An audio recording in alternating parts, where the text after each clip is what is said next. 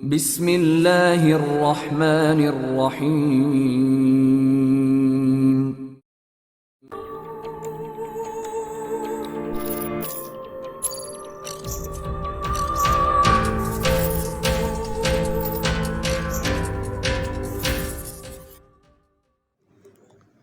السلام علیکم دوستو، فیبن سوسائٹی عمران سیریز ناول بے مظہر کلیم MA۔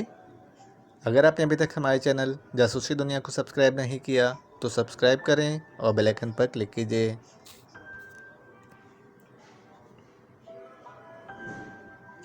آپ درست سمجھے ہیں، بلکہ میں اب سوسائٹی کو سرکاری سرپرستی میں دینا چاہتا ہوں۔ اسرائیل کی سرکاری سرپرستی سے ہماری سوسائٹی کو بے حد فائدے حاصل ہوں گے، چیف نے کہا۔ اوکے، تم واپس جاؤ، میں مرکزی ماسٹرز کی ہنگامی میٹنگ کال کر کے تمہاری تجویز اور موجودہ واقعات ان کے سامنے رکھوں گا، پھر جو فیصلہ ہوگا اس سے تمہیں مطلع کر دیا جائے گا، لارڈ نے کہا۔ یس لارڈ، چیف نے کہا اور اٹھ کر کھڑا ہو گیا۔ پھر اس نے مؤدبانہ انداز میں لارڈ کو سلام کیا اور واپس مڑ کر کمرے سے باہر آ گیا۔ تھوڑی دیر بعد اس کی کار خاصی تیز رفتاری سے دوڑتی ہوئی واپس اپنے آفس کی طرف آ رہی تھی۔ پھر اپنے آفس پہنچتے ہی اس نے کرسی پر بیٹھ کر ریسیور اٹھا لیا۔ اس فون پیس کے نیچے لگا ہوا بٹن پریس کر کے اس نے تیزی سے نمبر پریس کرنے شروع کر دیے۔ Star club. رابطہ قائم ہوتے ہی ایک نسوانی آواز سنائی دی۔ بلیک سے بات کراؤ، میں آسکر بول رہا ہوں، چیف نے کہا۔ یس سر، ہولڈ آن کریں، دوسری طرف سے اس بار مؤدبانہ لہجے میں کہا گیا۔ ہیلو، بلیک بول رہا ہوں۔ چند لمحوں بعد ایک مردانہ آواز سنائی دی۔ آسکر بول رہا ہوں بلیک، فوراً میرے آفس پہنچ جاؤ، آسکر نے تیز لہجے میں کہا اور ریسیور رکھ دیا، اور پھر انٹر کام کا ریسیور اٹھا کر اس نے یک کے بعد ایک 2 نمبر پریس کر دیے۔ بلیک آ رہا ہے، اسے میرے آفس بھجوا دینا، چیف نے کہا اور پھر ریسیور رکھ دیا۔ پھر تقریباً نصف گھنٹے بعد آفس کا دروازہ کھلا اور ایک ورزشی جسم کا آدمی اندر داخل ہوا۔ یہ بلیک تھا، فیبن سوسائٹی کے ایکشن گروپ کا چیف اور گریٹ لینڈ کی خفیہ ایجنسی کنگ ٹاور کا سب سے فعال ایجنٹ۔ ویسے مذہبی طور پر یہودی تھا، لیکن اس کے بارے میں بہت کم لوگ جانتے تھے کہ وہ کٹر یہودی ہے، ورنہ عام طور پر اسے کرسچن ہی سمجھا جاتا تھا۔ بلیک نے اندر داخل ہو کر آسکر کو سلام کیا۔ بیٹھو بلیک، چیف نے کہا تو بلیک اسپات میں سر ہلاتا ہوا میز کی دوسری طرف کرسی پر بیٹھ گیا۔ پاک ایشیا میں عمران نے سوسائٹی کے اسلحے کے سپلائی کا نیٹ ورک تباہ کر دیا ہے اور تمام خصوصی اسلحہ اور افراد کو گرفتار کر لیا گیا ہے۔ عمران نے، آپ کا مطلب ہے پاک ایشیا سیکرٹ سروس کے لیے کام کرنے والے ایجنٹ نے؟ بلیک نے حیرت بھرے لہجے میں کہا۔ ہاں، اسی کی بات کر رہا ہوں، چیف نے کہا۔ لیکن اس کا سوسائٹی یا اس کے اسلحے کے نیٹ ورک سے کیا تعلق؟ بس ایک مقامی لڑکی کی وجہ سے اس کا تعلق پیدا ہو گیا۔ نیٹ ورک کا انچارج سڈنی وہاں ایک مقامی لڑکی سے ملتا تھا۔ یہ لڑکی عمران کی عزیزہ تھی۔ اسپیشل ایجنسی نے سوسائٹی کا ایک ایجنٹ پکڑا جس نے خودکشی کر لی، لیکن اس کی ڈائری سے سڈنی کا نام، فون نمبر اور پاک ایشیا کے ایک کلب میں اس کی رہائش کا علم اسپیشل ایجنسی کو ہو گیا۔ اسپیشل ایجنسی نے ایس سیکشن کے انچارج آسٹن کو وہاں سڈنی کو تلاش کرنے کے لیے بھجوا دیا۔ پھر آسٹن اور اس کے ساتھی ڈیوڈ دونوں نے اس مقامی لڑکی کو اغوا کر کے اس پر تشدد کیا اور اس سے سڈنی کے بارے میں معلومات حاصل کرنے کی کوشش کی۔ پھر تشدد کر کے اسے زخمی کر دیا، لیکن پھر زندہ بھی چھوڑ دیا۔ عمران کو اس کے زخمی ہونے کی خبر مل گئی، کیونکہ وہ اس سے ملتا تو اس کے سامنے سڈنی کا نام آ گیا اور فیبن سوسائٹی کا بھی۔ پھر عمران حرکت میں آ گیا اور اس کے نتیجے میں اس نے آسٹن اور اس کے ساتھی کو ٹریس کر کے ان سے پوچھ گچھ کی۔ اس طرح اس کی ساری بات سامنے آ گئی اور پھر اس کے آدمیوں نے سڈنی اور مارسیا کو کافرستان میں ٹریس کر لیا۔ کیونکہ میری اجازت سے وہ دونوں اسپیشل ایجنسی سے بچنے کے لیے کافرستان چلے گئے تھے۔ وہاں ان پر تشدد کر کے ان سے سوسائٹی کے لیے اسلحے کی سپلائی کا نیٹ ورک معلوم کر لیا گیا اور پھر سینٹرل انٹیلیجنس کے ذریعے یہ سارا نیٹ ورک تباہ کر دیا گیا۔ مجھے مجبوراً سڈنی اور مارسیا کے لیے ڈائریکٹ کال دینی پڑی، چیف نے تفصیل بتاتے ہوئے کہا۔ اوہ، ویری بیڈ چیف، لیکن اب آپ کا کیا پروگرام ہے؟ کیا آپ نیا سیٹ اپ قائم کریں گے؟ ظاہر ہے ہمیں خصوصی اسلحہ وہیں سے مل سکتا ہے، لیکن اب یہ ضروری ہے کہ پہلے اس عمران کا خاتمہ کیا جائے۔ میں نے اس سے لیے تمہارے کو کال کیا ہے کہ کیا تم یہ کام کر سکتے ہو یا میں کسی اور کے ذمہ لگاؤں؟ باس، آپ صرف اس عمران کا خاتمہ چاہتے ہیں یا پوری سیکرٹ سروس کا؟ فی الحال تو یہ عمران ہی ہمارا ٹارگٹ ہے۔ سیکرٹ سروس تو ظاہر ہے اسلحے کی اسمگلنگ کے چکر میں نہیں پڑتی، چیف نے کہا۔ لیکن چیف، جیسے ہی عمران کے خلاف کام شروع ہوا، پاک ایشیا سیکرٹ سروس خود بخود حرکت میں آ جائے گی۔ اب بھی جو کام کیا گیا ہوگا اس میں پاک ایشیا سیکرٹ سروس کے ارکان نے لازمی طور پر کام کیا ہوگا۔ مجھے معلوم ہے کہ عمران سیکرٹ سروس کا رکن نہیں ہے، لیکن بہرحال وہ سیکرٹ سروس کے لیے کام کرتا ہے، اس لیے سرکاری طور پر نہ صحیح غیر سرکاری طور پر سیکرٹ سروس کے ارکان اس کے ساتھ کام کرتے ہوں گے۔ ہاں تمہاری بات درست ہے، پھر تم کیا کہتے ہو؟ چیف نے ایک طویل سانس لیتے ہوئے کہا۔ آپ پاکستان سیکرٹ سروس کو یہاں گریٹ لینڈ آنے پر مجبور کر دیں، یہاں سرکاری سطح پر اس کا مقابلہ ہوگا جبکہ ہم اپنے طور پر اسے گھیر لیں گے، اس طرح وہ یقینی طور پر مارا جائے گا۔ بلیک نے کہا تو چیف بے اختیار چونک پڑا۔ کیا مطلب؟ میں سمجھا نہیں تمہاری بات۔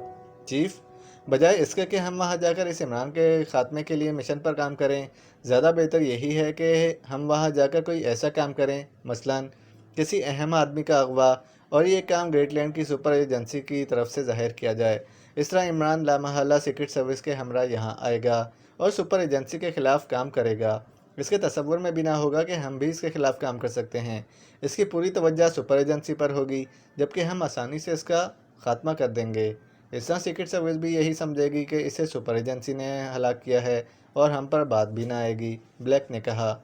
کیا تمہارا دماغ تو خراب نہیں ہو گیا بلیک؟ ہم سپر ایجنسی کو کیسے اس بات پر آمادہ کریں گے کہ وہ پاکستان میں کوئی مشن مکمل کرے؟ کیا وہ ہمارے ماتحت ہیں؟ کام ہم کریں گے لیکن ظاہر یہی کریں گے کہ یہ کام سپر ایجنسی کا ہے۔ ہاں اب تمہاری بات سمجھ میں آئی ہے۔ ٹھیک ہے، تمہاری تجویز زیادہ بہتر ہے، اس طرح واقعی زیادہ یقینی انداز میں اس کا خاتمہ کیا جا سکتا ہے۔ اوکے، تم جا سکتے ہو، میں لارڈ سے بات کروں گا، چیف نے کہا تو بلیک اٹھا اور سلام کر کے واپس بیرونی دروازے کی طرف مڑ گیا۔ عمران اپنے فلیٹ کے سٹنگ روم میں بیٹھا ایک سائنسی رسالے کے مطالعے میں مصروف تھا جبکہ سلیمان مارکیٹ گیا ہوا تھا۔ چونکہ ان دنوں سیکرٹ سروس کے پاس کوئی کام نہ تھا اس لیے عمران کا زیادہ تر وقت فلیٹ میں بیٹھے مطالعہ میں ہی گزر رہا تھا۔ عمران کے ہاتھ میں ایک جدید سائنسی ریسرچ پر مبنی رسالہ تھا اور وہ اسے بڑے انہماک سے پڑھنے میں مصروف تھا کہ پاس پڑے ہوئے فون کی گھنٹی بج اٹھی تو عمران نے ہاتھ بڑھا کر ریسیور اٹھا لیا، لیکن اس کی نظریں ویسے ہی رسالے پر جمی رہیں۔ علی عمران، MSc DSc آکسن، عمران نے ایسے لہجے میں کہا جیسے الفاظ خود بخود اس کے منہ سے نکل رہے ہوں۔ ٹائیگر بول رہا ہوں باس، دوسری طرف سے ٹائیگر کی آواز سنائی دی۔ ٹائیگر بولا نہیں کرتا، دھاڑا کرتا ہے، کم از کم کسی تعلیم میں بالغاہ کے سینٹر میں ہی داخلہ لے لو تاکہ تمہاری گرامر تو درست ہو سکے، عمران نے کہا، لیکن یہ سب کچھ کہنے کے باوجود اس کی نظریں رسالے پر جمی ہوئی تھیں۔ باس، کیا آپ ڈاکٹر نصیب علی کو جانتے ہیں؟ دوسری طرف سے کہا گیا تو عمران بے اختیار چونک پڑا۔ اس نے پہلی بار رسالے سے نظریں ہٹائیں۔ ایک ڈاکٹر نصیب علی کو تو جانتا ہوں، وہ بھی حال ہی میں ریٹائر ہوئے ہیں، ایٹمک ریسرچ کے شعبے میں کام کرتے تھے۔ کیوں؟ تم نے کیوں پوچھا ہے؟ عمران نے حیرت بھرے لہجے میں کہا۔ ریٹائر نہیں باس، ایسے جو ابھی تک کسی لیبارٹری میں کام کر رہے ہوں۔ ہو سکتا ہے کہ ہوں، لیکن تم کیوں پوچھ رہے ہو؟ مجھے ایک اطلاع ملی ہے کہ گریٹ لینڈ کی کوئی پارٹی ڈاکٹر نصیب علی کے بارے میں تفصیلات حاصل کرنا چاہتی ہے، ایسی تفصیلات جن کی مدد سے انہیں اغوا کیا جا سکتا ہو، ٹائیگر نے کہا تو عمران کے چہرے پر دلچسپی کے تاثرات ابھر آئے۔ اس نے رسالہ بند کر کے واپس میز پر رکھ دیا۔ اوکے، کیسے اطلاع ملی ہے؟ تفصیل بتاؤ۔ باس، یہاں ایک کلب ہے جسے جاشان کلب کہا جاتا ہے۔ جاشان کلب کے نیچے بنا ہوا خفیہ کلب ہے۔ اس کلب کا مالک گریٹ لینڈ کا ایک آدمی رچرڈ ہے جسے کنگ رچرڈ کہا جاتا ہے۔ وہ بہت اونچے پیمانے پر کام کرتا ہے۔ میرے اس سے تعلقات ہیں، اس سے اکثر مجھے اطلاعات ملتی رہتی ہیں۔ آج اس نے مجھے خاص طور پر بلوایا اور پھر مجھے کہا کہ گریٹ لینڈ کی ایک پارٹی یہاں کے ایک ڈاکٹر نصیب علی کے بارے میں ایسی تفصیلات چاہتی ہے جن کی مدد سے انہیں خاموشی سے اغوا کرایا جا سکے، لیکن اس ڈاکٹر کے بارے میں صرف اتنا معلوم ہو سکتا ہے کہ وہ پاکیشیا کے کسی لیبارٹری میں کام کرتا ہے، ایسی لیبارٹری جس میں جدید انداز کے جنگی ہیلی کاپٹروں پر کام ہوتا ہے، کیونکہ یہ ڈاکٹر نصیب علی جنگی ہیلی کاپٹروں کے سلسلے میں بین الاقوامی شہرت رکھتے ہیں، جس پر رچرڈ نے مجھے بلوایا اور یہ کام میرے ذمہ لگا دیا۔ میرے مطلب کا کام تھا، اس لیے میں نے یہ کام ہاتھ میں لے لیا تاکہ اصل پارٹی تک پہنچا جا سکے، ٹائیگر نے تفصیل بتاتے ہوئے کہا۔ اس رچرڈ کو معلوم تو نہیں ہے اصل پارٹی کے بارے میں؟ عمران نے پوچھا۔ جی نہیں، میرے پوچھنے پر اس نے بتایا کہ اسے یہ کام مڈل پارٹی نے دیا ہے۔ آج کل باس، اصل پارٹی کو چھپانے کے لیے مڈل پارٹیاں درمیان میں ڈال دی جاتی ہیں، اور یہ مڈل پارٹی تارکی کی ہے۔ البتہ اس مڈل پارٹی نے یہ بتایا ہے کہ اصل پارٹی کا تعلق گریٹ لینڈ سے ہے۔ پھر تم کیسے معلوم کرو گے؟ باس، انہیں کسی حد تک درست معلومات مہیا کر دی جائیں تو لامحالہ یہ معلومات اصل پارٹی تک پہنچ جائیں گی، اور پھر وہاں سے متعلقہ لوگ اس سائنسدان کو اغوا کرنے یہاں آئیں گے تو انہیں کور کیا جا سکتا ہے۔ لیکن کیا اس سے زیادہ یہ بہتر نہیں ہے کہ درمیانی پارٹی سے اصل پارٹی کے بارے میں معلومات حاصل کر لی جائیں؟ اس کے لیے تارکی جانا پڑے گا، اور دوسری بات یہ کہ یہ مڈل پارٹیاں خفیہ رہتی ہیں، صرف ان کے مخصوص نام استعمال ہوتے ہیں، اصلیت کچھ اور ہوتی ہے۔ اچھا، بہرحال پہلے میں معلوم کر لوں کہ ڈاکٹر نصیب علی صاحب کون ہیں، پھر بات ہوگی۔ تم کہاں سے بول رہے ہو؟ میں اسٹار ہوٹل کے قریب ایک پبلک فون بوتھ سے بات کر رہا ہوں۔ ٹھیک ہے، میں تمہیں ٹرانسمیٹر کال کر لوں گا، عمران نے کہا اور کیڈل دبا کر اس نے ٹون آنے پر تیزی سے نمبر پریس کرنے شروع کر دیے۔ داور بول رہا ہوں۔ رابطہ قائم ہوتے ہی سرداور کی مخصوص آواز سنائی دی۔ حقیر، فقیر، پر تقصیر، بندہ نادان، ہیچ مدان، Ali Imran M S C D S C Oxon, بس زبان خود بلکہ بدحال خود بول رہا ہوں۔ عمران کی زبان رواں ہو گئی۔ پھر دوسری طرف سے سپاٹ لہجے میں کہا گیا اور عمران بے اختیار مسکرا دیا۔ کیا مجھے سائنسدان اعظم جناب سر داور سے بات کرنے کا شرف حاصل ہو رہا ہے؟ ہاں، اس بار بھی دوسری طرف سے انتہائی مختصر سے انداز میں جواب دیتے ہوئے کہا گیا تو عمران ایک بار پھر مسکرا دیا۔ یا اللہ، تیرا لاکھ لاکھ شکر ہے، آخر کار تو نے میری یاس کو امید میں بدل ہی دیا۔ اب تو میرا قرضہ بھی وصول ہو جائے گا، ورنہ آج تک تو جب بھی پوچھو کہ آپ سر داور بول رہے ہیں تو جواب ملتا ہے نہیں۔ یا اللہ، تو واقعی رحیم و کریم ہے کہ آج تو نے ناک کو ہام میں بدل دیا ہے۔ عمران کی زبان رواں ہو گئی تو اس بار دوسری طرف سے سر داور بے اختیار ہنس پڑے۔ اچھا، تو تم نے مجھ سے قرضہ وصول کرنا ہے کوئی؟ سرداور نے ہنستے ہوئے کہا۔ ارے ارے، اب پھر مجھے ہی یاد دلانا پڑے گا آپ کو؟ کمال ہے، حیرت ہے کہ اتنا بڑا قرضہ بھی آپ کو یاد نہیں آ رہا، عمران نے لہجے میں حیرت پیدا کرتے ہوئے کہا۔ اچھا، تو قرضہ بہت بڑا ہے؟ کتنا بڑا؟ جتنی آغا سلیمان پاشا کی سابقہ تنخواہیں اور الاونس ہیں، عمران نے جواب دیا۔ کتنی بنتی ہیں؟ آج بتا ہی دو۔ تازہ ترین اعداد و شمار تو سلیمان سے معلوم کرنے پڑیں گے، اور سلیمان مارکیٹ گیا ہوا ہے، اور جب وہ مارکیٹ جائے تو پھر اس کی واپسی قسمت سے ہی ہوتی ہے، کیونکہ وہ ایک ایک چیز خریدنے سے پہلے اس کے بارے میں باقاعدہ معلومات حاصل کرتا ہے۔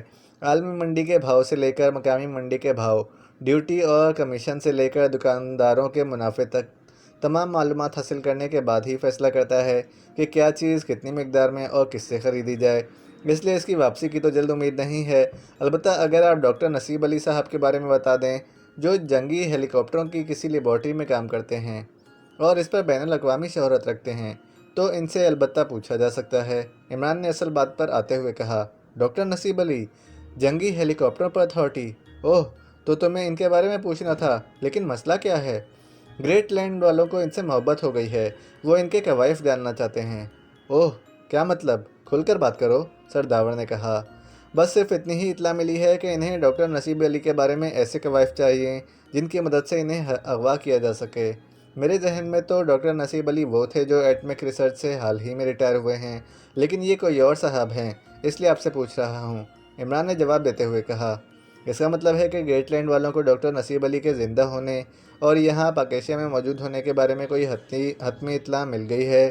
ویری بیڈ، ہم تو یہی سمجھ رہے تھے کہ انہیں اصل واقعات کا علم نہ ہو سکے گا، سرداور نے کہا تو عمران ان کی بات سن کر بے اختیار چونک پڑا۔ کیا مطلب؟ میں سمجھا نہیں، عمران نے چونک کر پوچھا۔ ڈاکٹر نصیب علی گریٹ لینڈ میں ہی کام کرتے تھے، وہاں انہوں نے جنگی ہیلی کاپٹروں پر ایک انقلابی کام کیا ہے، ایسا کام کہ جن سے جنگی ہیلی کاپٹروں میں انقلاب آ سکتا تھا، لیکن وہاں کام کرتے ہوئے انہیں کسی طرح معلوم ہو گیا کہ حکومت گریٹ لینڈ اس فارمولے کو ہمیشہ کے لیے اپنے پاس محفوظ رکھنے کے لیے اس کی فائنل ہونے کے بعد انہیں ہلاک کر دینا چاہتی ہے، جس پر انہوں نے وہاں سے فرار ہونے کے بارے میں منصوبہ بندی شروع کر دی، اور اس کے لیے انہوں نے خفیہ طور پر حکومت پاکیشیا سے رابطہ کیا اور فارمولہ کسی طرح سے یہاں بھجوا دیا۔ یہاں جب اس کا جائزہ لیا گیا تو اسے پاکیشیا کے دفاع کے لیے بھی انتہائی مفید پایا گیا، لیکن مسئلہ یہ تھا کہ انہیں وہاں سے کیسے لایا جائے، کیونکہ اگر وہ ویسے فرار ہو کر آتے تو گریٹ لینڈ کے ایجنٹ ان کا پیچھا نہ چھوڑتے۔